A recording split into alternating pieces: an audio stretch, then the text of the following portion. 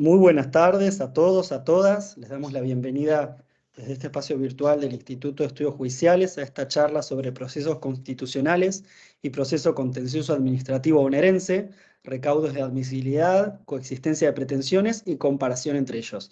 Esta actividad, que va a contar con la exposición del doctor Federico José Gallo Quintán, ha sido organizada por el Instituto de Estudios Judiciales a través de su Consejo Departamental de La Matanza.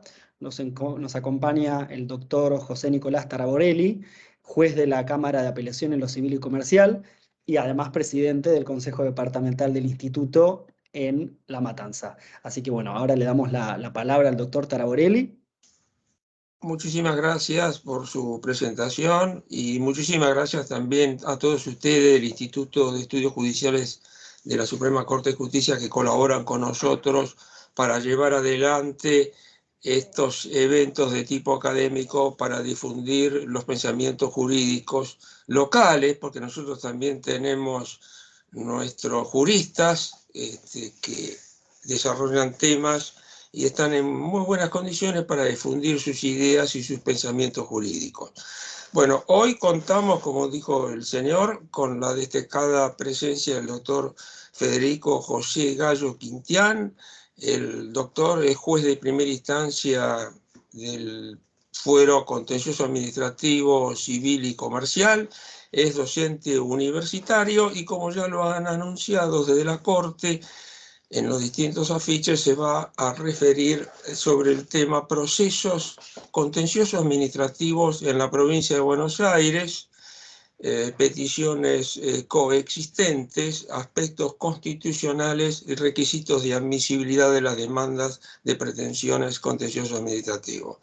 Seguidamente le voy a conceder el uso de la palabra a una de las secretarias de nuestro Instituto de Estudios Judiciales, la doctora Lucía Biora, que va a leer un currículum abreviado del doctor Gallo Quintán. Adelante. Muchas gracias, doctor. Buenas tardes. En primer lugar, en nombre de todos los integrantes del Consejo Departamental La Matanza del Instituto de Estudios Judiciales, les queremos agradecer su valiosa asistencia en la presente jornada. Pasaremos ahora a reseñarles brevemente, por una cuestión de tiempo, la amplia formación del doctor Federico José Gallo Quintán, quien, como dijo el doctor, actualmente se desempeña como titular del Juzgado Contencioso Administrativo número 1 departamental. El doctor es abogado egresado de la Universidad de El Salvador y diplomado en los cursos de posgrado en las especialidades de Derecho Constitucional y Comunitario Europeo en la Universidad de Salamanca. También ha realizado cursos de doctorado en la UNSA y es especialista en Justicia Constitucional y Derechos Humanos de la Universidad de Bologna, Italia. Fue vocal también de este Instituto de Estudios Judiciales y además actualmente se encuentra desarrollando su carrera docente en la Universidad Nacional de Lomas de Zamora como en la Universidad Nacional de La Matanza.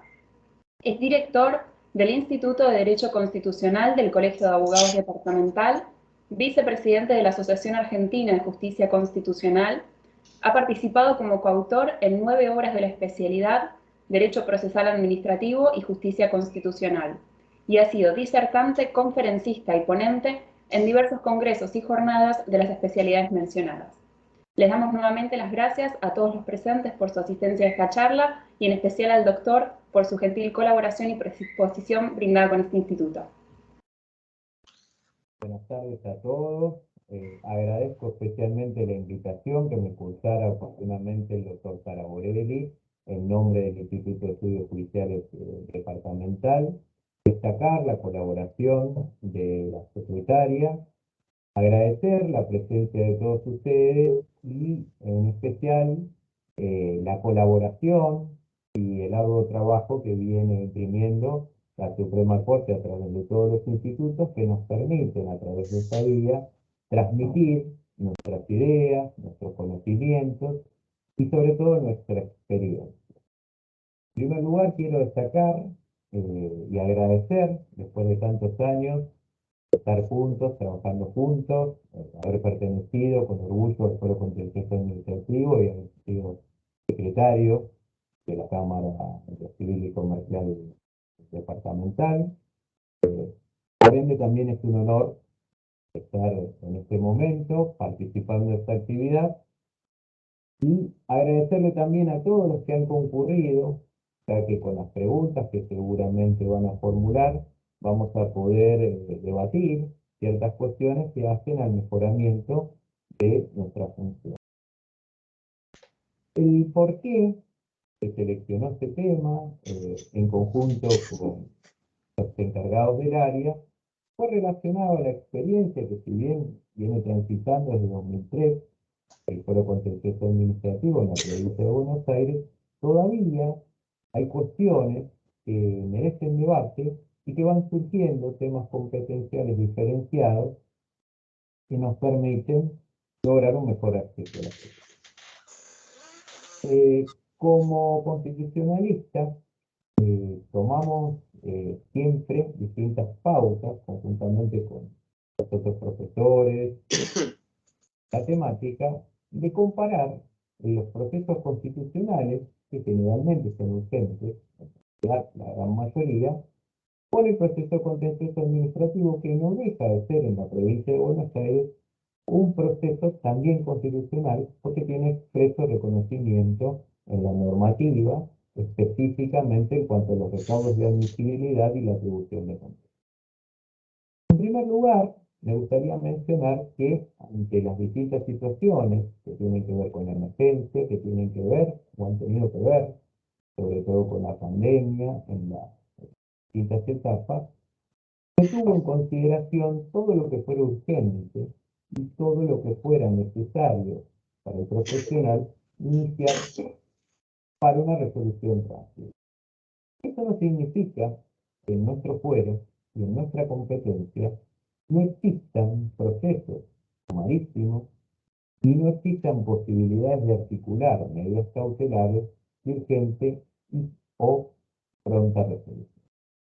En función de todo esto, debemos mencionar que el Fuero Contencioso Administrativo ha merecido un expreso reconocimiento en el artículo 166 y la propia Constitución nos habla en los casos en que sea necesario el agotamiento de la vida administrativa. En todos los demás casos, reconocemos que hay lo que se denomina la demandabilidad civil. Antiguamente, para transitar en el proceso contencioso administrativo, no existía la posibilidad de articular estas demandas, al no tener juzgados de primera instancia ni alzadas, en estos casos son regionales, pero mi distrito se encuentra, sucede en la ciudad de San Martín, y se hacía muy difícil saber si un proceso era primero de competencia contenciosa administrativa o iba a transitar en la localidad correspondiente. Siendo así, luego de efectivizarse nuestro fuero, por eso mencionamos la coexistencia de estos procesos constitucionales y el proceso contencioso administrativo. Creo que ninguno de nosotros a esta altura nos va a preocupar a nadie en general decir que vamos a iniciar un amparo o vamos a iniciar otro tipo de proceso constitucional para poder peticionar el resguardo de nosotros. Pues bien, la medida que provenga de la administración o de aquellas personas que ejercen función administrativa, el propio constituyente y el legislador, con posterioridad, ha establecido una serie de procesos que en general resultan a veces un medio judicial más libre. Con la circunstancia que al hablar el proceso contencioso administrativo y una amplia legitimación, prácticamente concuerda en algunos aspectos con lo que es este proceso que el 20 inciso segundo reconoce expresamente y que es el proceso de amparo, en el cual también se puede pedir inconstitucionalidad de una norma de manera accesoria, no por supuesto de manera principal, como sí se debe hacer y se hace, de hecho, en la acción autónoma de inconstitucionalidad de carácter declarativo que prevé el 161 inciso primero y que, agrego, podría tratarse también de una acción similar a la acción de constitucionalidad prevista en el Código Brasileño, que nos permitiría también, en los casos de en los cuestionamientos que hubiesen efectuado de la validez de una normativa, poder resolverlo de manera tajante, definitiva y definitoria, podríamos decirlo así, como vamos a ver un ejemplo de pase sanitario en nuestra provincia de Buenos Aires, aquellas normativas que fueran necesarias.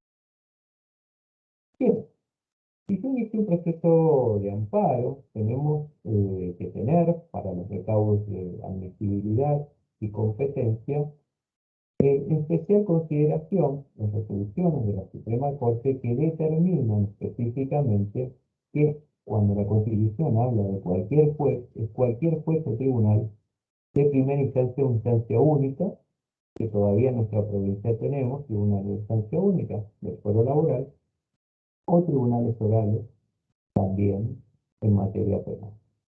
En función de ello, no necesariamente que la temática sea vinculada, por ejemplo, a una omisión en la prohibición de un medicamento por parte de idioma, párrafo aparte, ahora vamos a hacer un análisis competencial en el cual la jurisprudencia va atendiendo en el caso que sean invocadas normas federales estrictamente a que pueda ser de competencia federal, aunque sea idioma la competencia.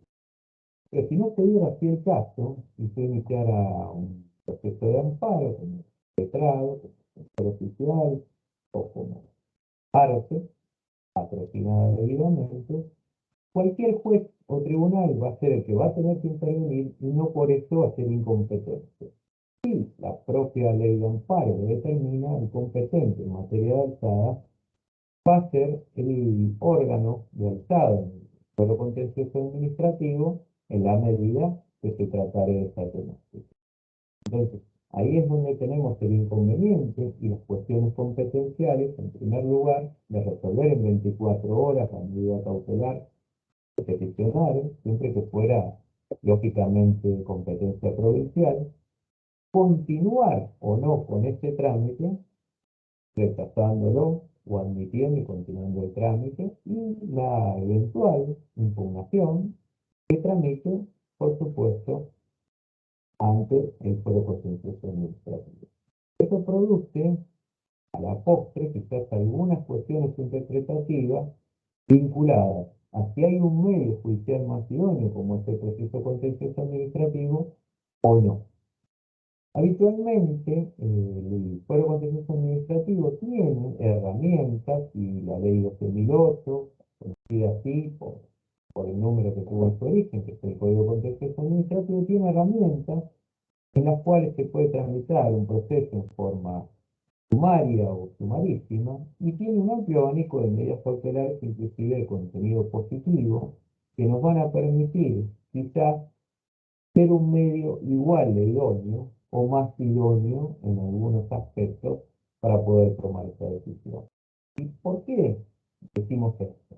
En primer lugar decimos esto porque para que proceda una acción de amparo y no sea así un medio judicial más idóneo para el contencioso administrativo, debemos acreditar que hay arbitrariedad y ilegalidad manifiesta y que no hay otro medio legal para ponerle fin a eso, sin perjuicio que podamos o no pedir interacción u omisión tenida de arbitrariedad o ilegalidad manifiesta en constitucionalidad de aquella norma que lo limita. En general, siempre en materia de derecho a la salud, vamos a ver la diferencia que después hay en materia ambiental, se acude a esta herramienta como un intento de tramitar con mayor celeridad esta cuestión y de provocar una resolución rápida y efectiva.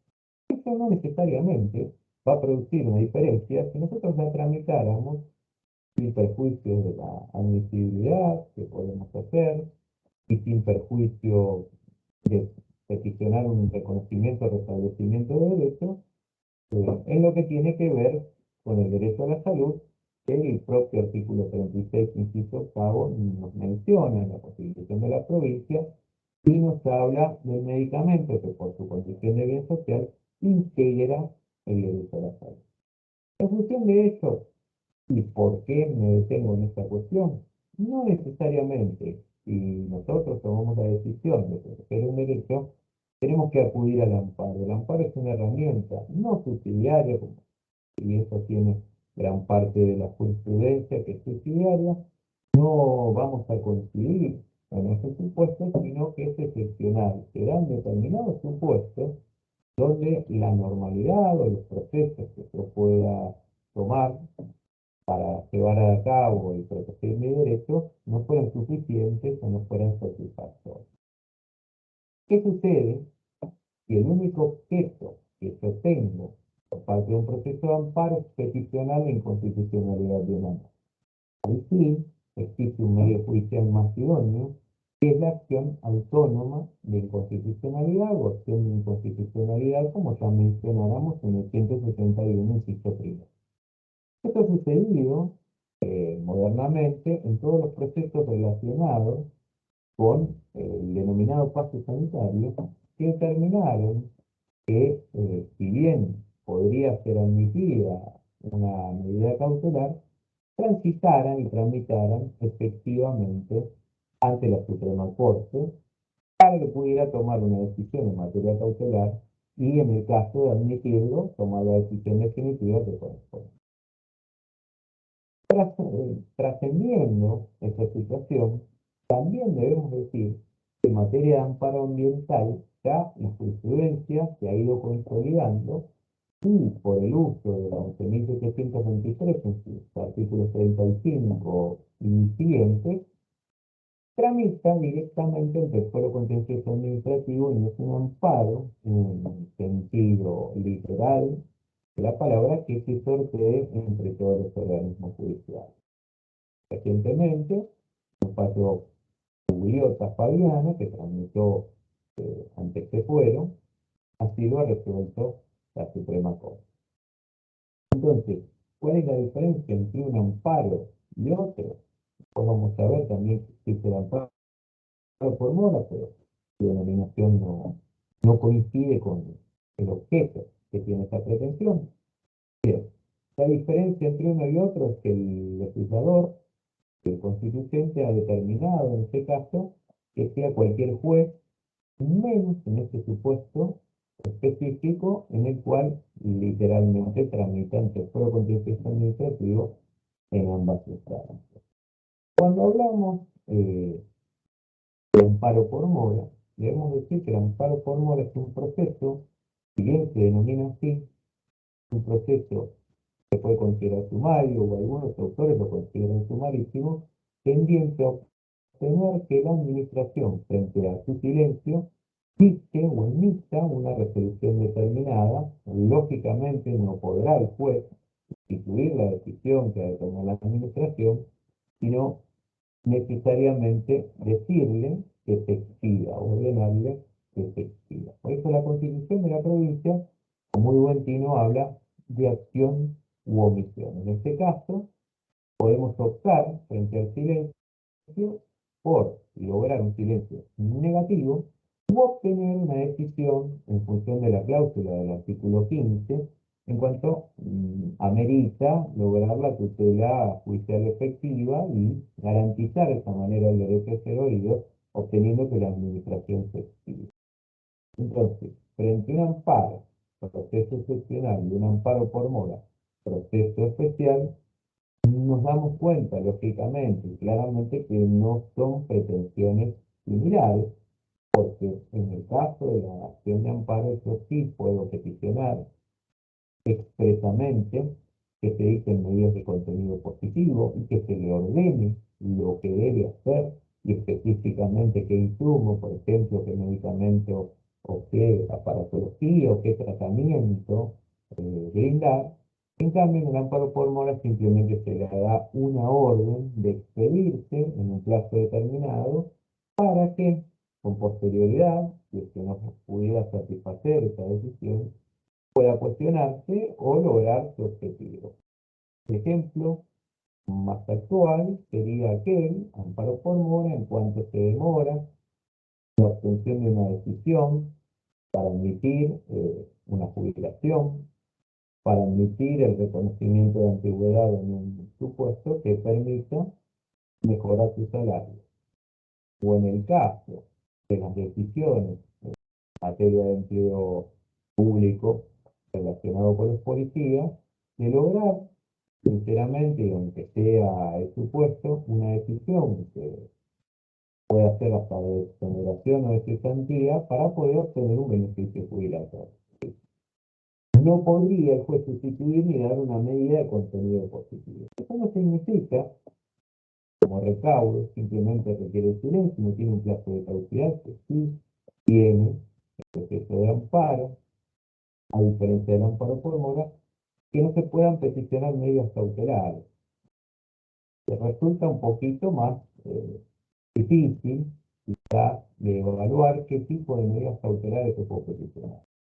Una de las relacionadas con el amparo por mora sería aquella que, si transita o si transcurre, mejor dicho, un cierto tiempo y la decisión no se toma, no se lleva a cabo, que se mantenga en la misma situación que estaba con anterioridad, siempre no se nada vinculada al empleo público, hasta tanto se decide en definitiva.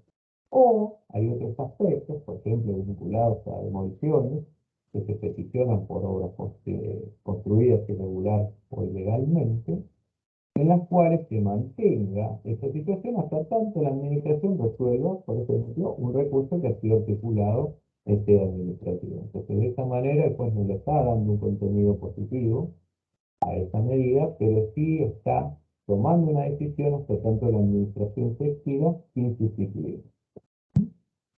Hasta acá creo que no tenemos grandes diferencias en los aspectos vinculados a qué pretensión elegir. Porque cuando se habla de derecho a la salud, lógicamente nosotros vamos a tener siempre una amplitud. Cuando se habla de derecho ambiental, ya sabemos a dónde vamos a acudir. Cuando vamos a transitar un pueblo, podemos elegir inclusive otro tipo de pretensión. Si bien no tiene naturaleza sumarísima, la pretensión que la defensa oficial en general, en distintos tratamientos judiciales, también utiliza para la defensa de aquellos carencias de recursos y relacionados con la obtención y protección de su derecho a la salud, es aquella vinculada a peticiones de reconocimiento o restablecimiento de defensa. Por ejemplo, un tratamiento, una escolarización de una persona discapacitada, que continúe, así que se le restablezca. Y lo que no va a tener que acreditar es la arbitrariedad o ilegalidad del manifiesto.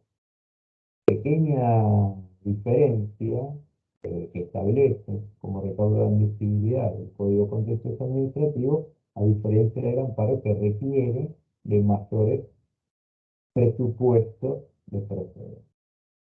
Y otra de las cosas que también este proceso constitucional nos diferencia es en cuanto a los honorarios, que sí, al momento de la regulación, son mayores en materia de amparo y menores en materia de amparo por mora, por una reforma legal que lo ha establecido en un monto muy bajo por toda la tramitación que tenga que tener. 20 IUS, la acción de amparo y 5 IUS actual, por supuesto, en materia de amparo. Bien, no así en los demás procesos de restablecimiento o reconocimiento de derechos, que la cláusula del 44 de la ley arancelaria estableciendo un monto superior en cantidad de IUS como base y por actuaciones administrativas, no judiciales, con una base inferior. A partir de ahí, nosotros entonces tenemos dos cuestiones que a nuestro modo de ver son importantes. Si yo tengo que inicio una acción de amparo, puedo iniciar otro tipo de pretensión, puedo iniciar un amparo ambiental directamente y por decisión del legislado en el contencioso administrativo, bien, lo podemos hacer. Puedo iniciar un amparo por mora, vemos que se llama de la misma manera, pero no tienen esa vinculación. Entonces, ¿qué pasa si se inicia paralelamente una acción de amparo y se inicia un proceso contencioso administrativo? ¿Cómo coexisten las dos? Bueno, en estos casos, seguramente, y si fuera una cuestión de derecho colectivo o que esté registrada, va a ser quien previno y vamos a tener que determinar si efectivamente ese proceso debe tramitar o, si en su caso se estima por no cumplir con los presupuestos de procedencia, pretender de la parte, ante ese rechazo, que reconduzca o recalifique la acción procesal para que el plazo de caducidad no le transcurra. Antiguamente, el 18 inciso F de la ley de 2008 tenía previsto que durante el transcurso de la acción de amparo quedaban suspendidos los plazos de caducidad, cosa que no sucede en la actualidad. Entonces, esa coexistencia podría ser que produzca un perjuicio.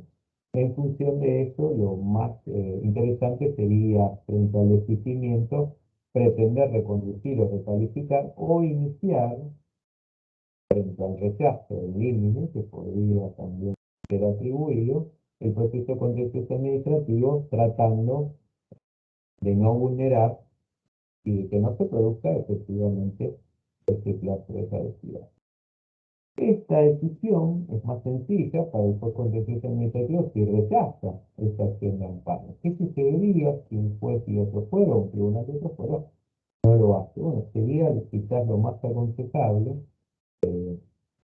sin perjuicio de la opción que pueda tener la parte, y sin perjuicio de que la pretensión iniciada, quizás en forma deficiente o prematura, suspenda también los plazos en sede administrativa para la interposición de los recursos en esta sede. Pero tampoco podemos tener como parámetro complicarnos y preocuparnos desde ese lugar, puesto que si se ha agotado la vía administrativa, tenemos la pretensión ambulatoria.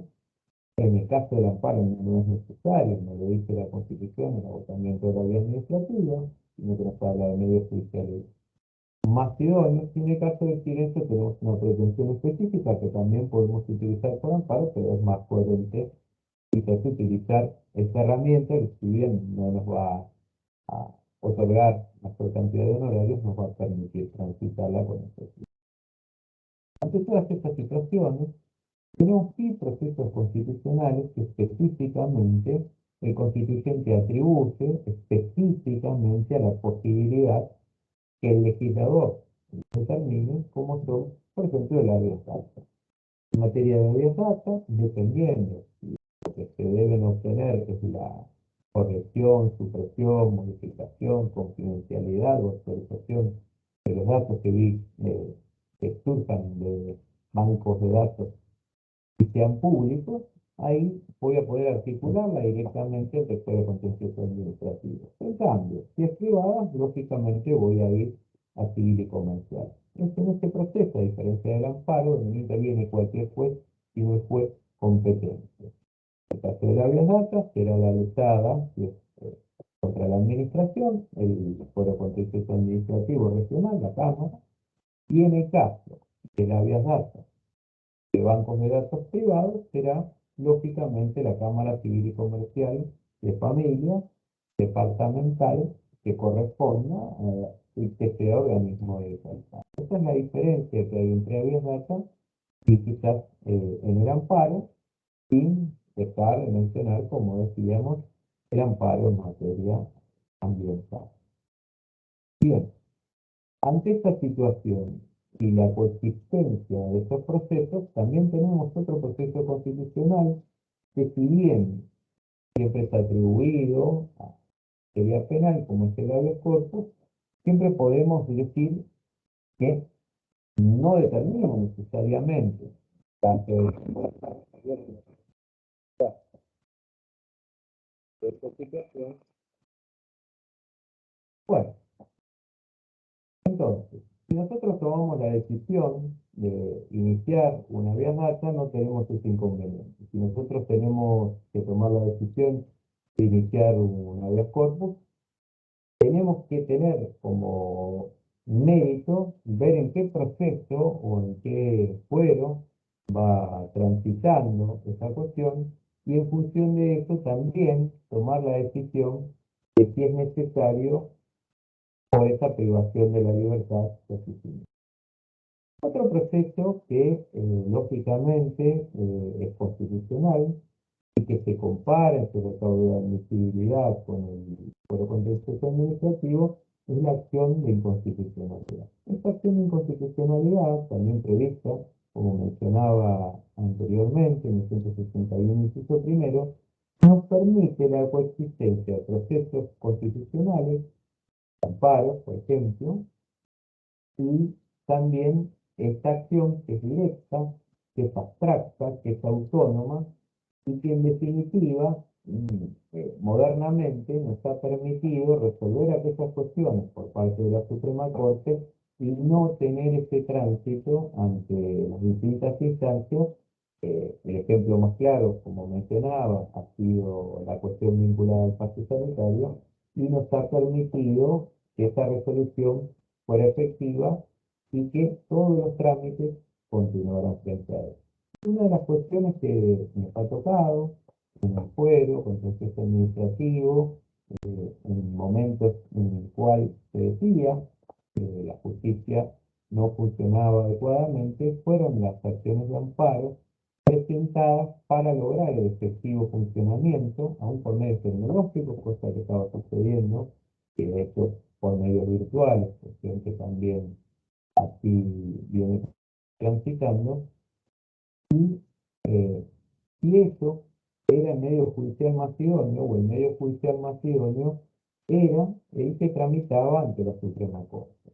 Bien, en varios supuestos, un supuesto que transitara de nuestro fuero, en el departamento judicial, campos fiscalizados, esa acción de amparo fue desestimada por decir que sí existía, que eso así tramitó, un medio judicial más idóneo como era la acción inconstitucional.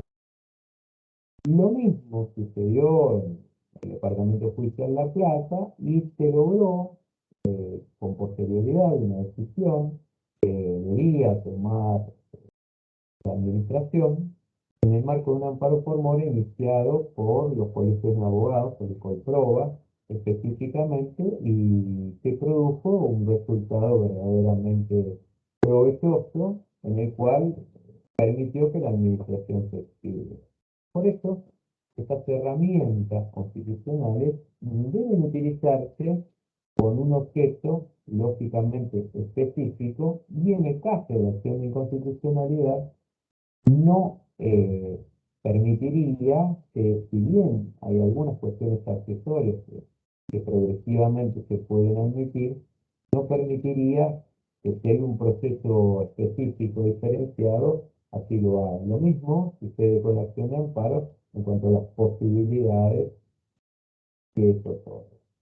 Bien, transitando todas estas cuestiones, debemos saber que el fuero contencioso administrativo en sí tiene, al igual que el laboral, y la justicia de paz, una mención específica, lógicamente la Suprema Corte, las materias penales también tienen una mención específica, tiene recaudos de admisibilidad quizás diferentes a las de cualquier otro fuero, pero eso no significa que pueda sortearlo utilizando estas herramientas constitucionales que también tienen presupuestos de procedencia. Y que además la tutela judicial efectiva precisamente lo que nos permite es que utilizando esos procesos que la propia Constitución establece nos logre un duradero y eficiente resultado.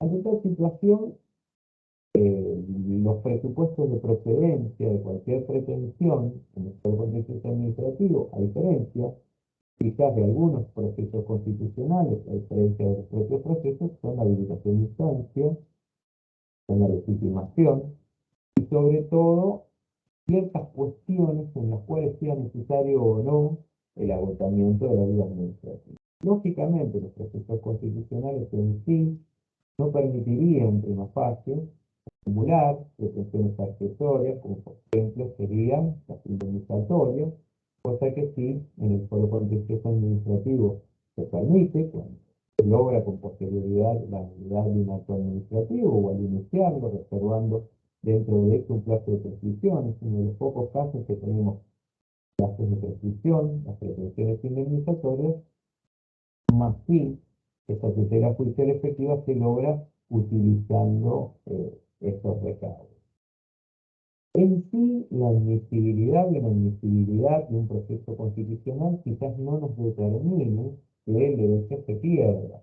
Distinta es la cuestión en el fuero contencioso administrativo, porque quizás ese plazo de caducidad que se produjo, pero y se debe declarar el oficio frente al planteo que hagan las partes cuando contestan la demanda, para simplificar, se puede producir como consecuencia que la cuestión no se pueda volver a debatir, salvo que exista lo que se denomina en las normas procedimentales la revisión, cuando existen nuevos elementos que permitan retrotraer la situación, modificarla y pretender una anulación.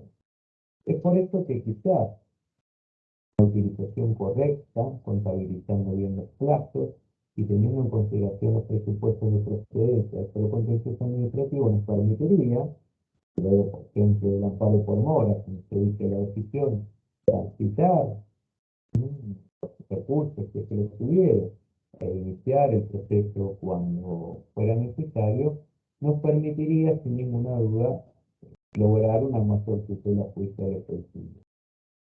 En sí, la experiencia de utilizar procesos constitucionales es algo mejorado desde qué punto de vista.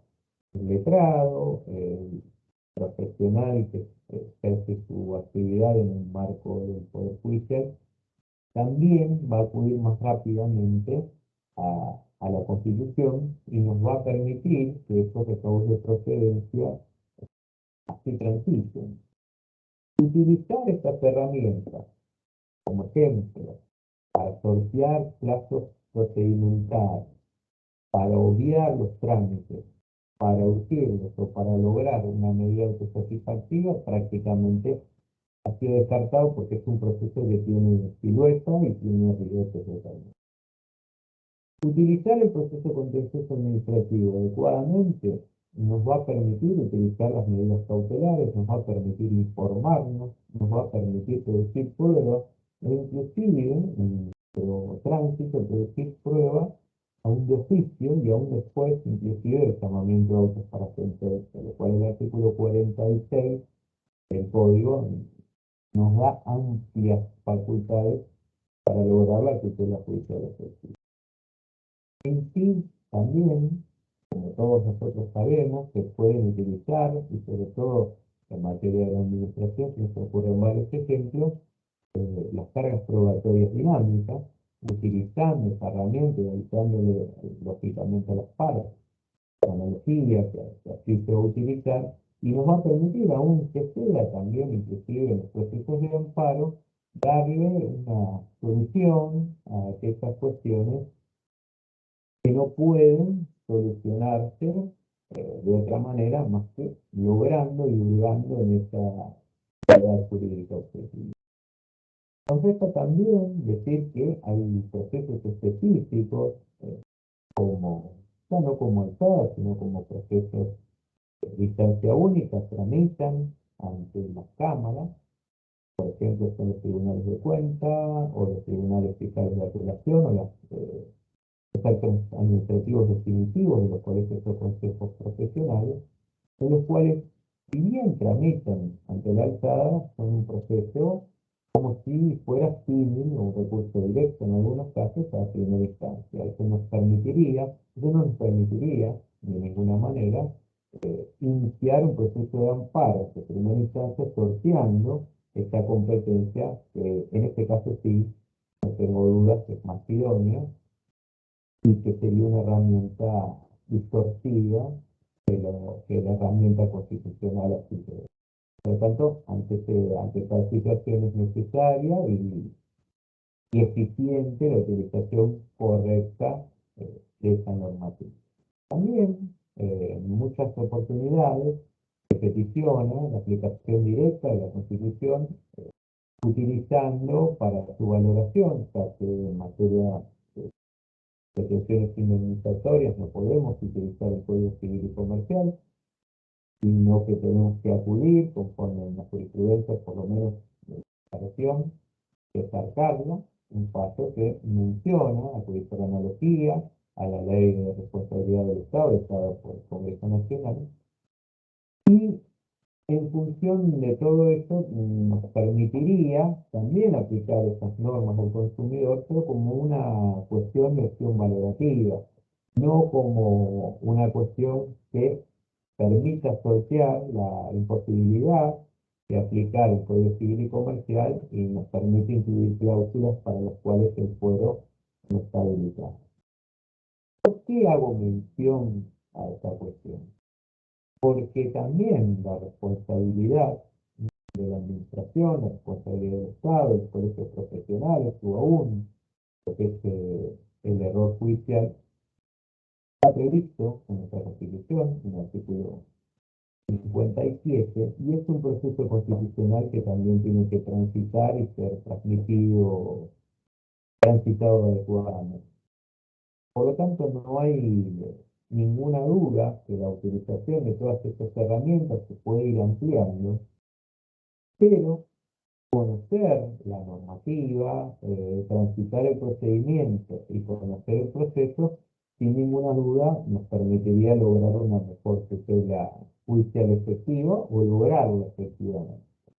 Por lo tanto, y para concluir, debemos decir que los procesos constitucionales existen, que también es un proceso constitucional y proceso contencioso administrativo, y que conocer los recaudos de admisibilidad, de procedencia, nos permite lograr una mejor tutela judicial efectiva y hacer que todos, como abogados y como partes, podamos lograr el objetivo que la Constitución trae.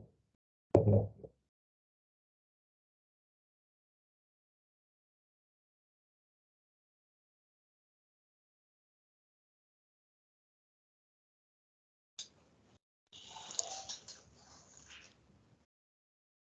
Le agradecemos, doctor, por su disertación. Si usted quiere agregar algo más, doctor, tiene tiempo disponible, como a usted le guste.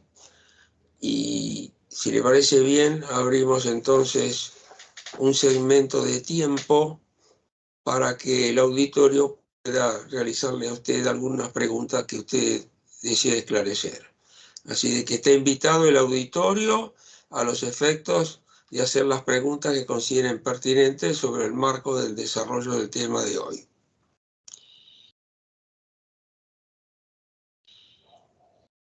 Escucha, sincera, ningún problema, no sé si en el chat tenemos alguna pregunta, me encuentro a disposición. Si quieren enviar las preguntas por el chat y nosotras se las leemos al doctor, no hay problema. O si quieren activar el micrófono y hablar, también.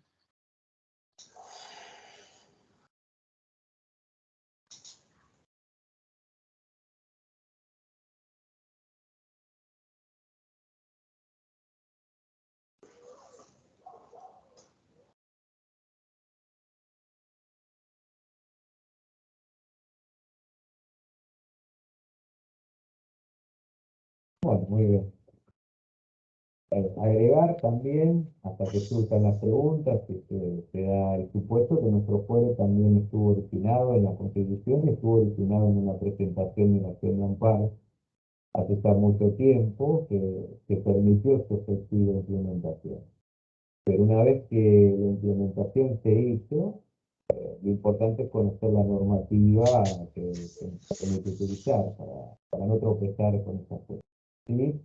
También dejar sentado que hay nuevas competencias que se van asumiendo a medida que van cambiando los avatares y vinculados, por ejemplo, a la violencia en el empleo público, que nos da también la posibilidad, también mencionar que hay que utilizar las herramientas que establecen derechos de protección contra el maltrato, la protección de la mujer y prevención de la violencia de género, como también utilizar en el marco de las relaciones de empleo público todas las herramientas y medidas cautelares que así hubiese lugar.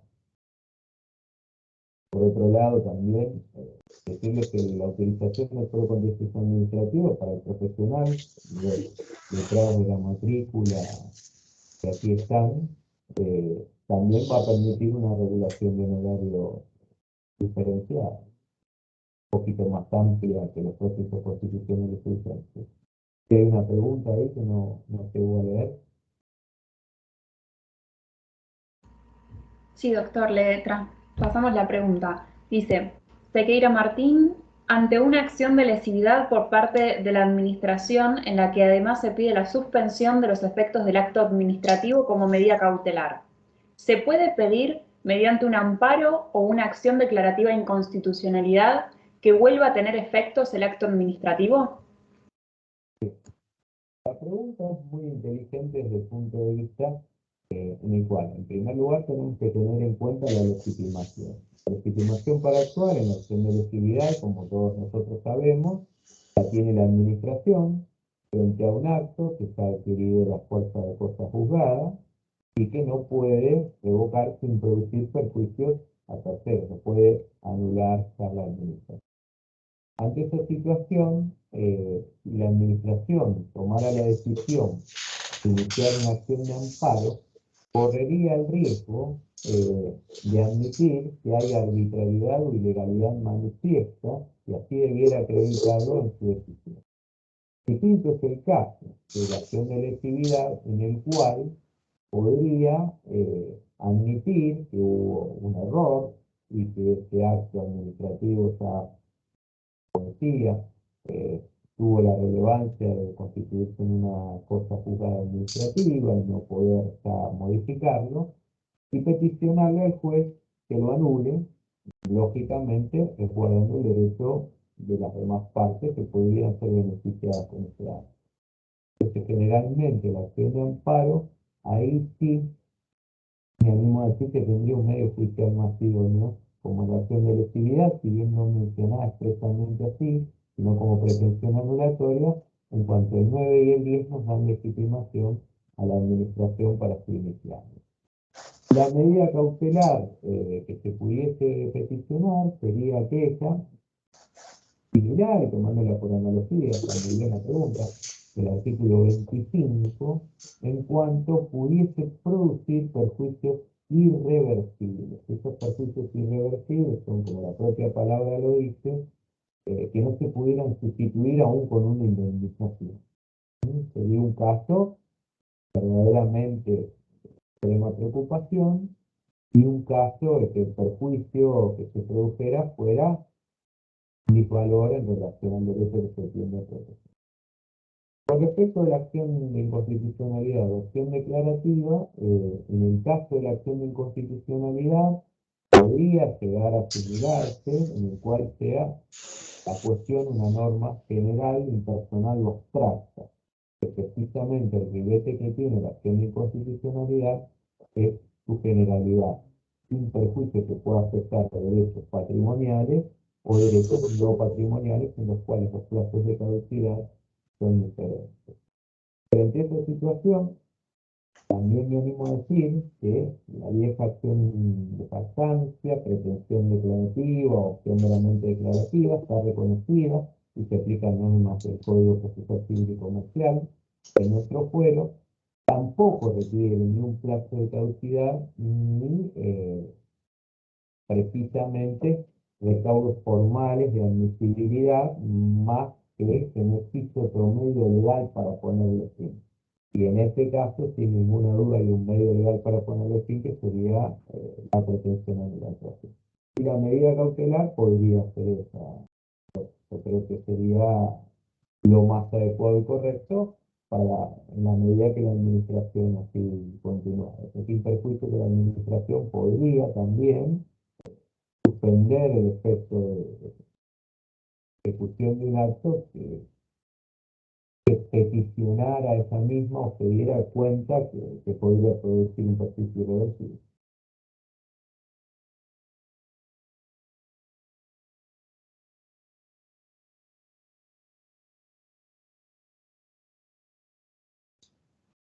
¿Hay más preguntas?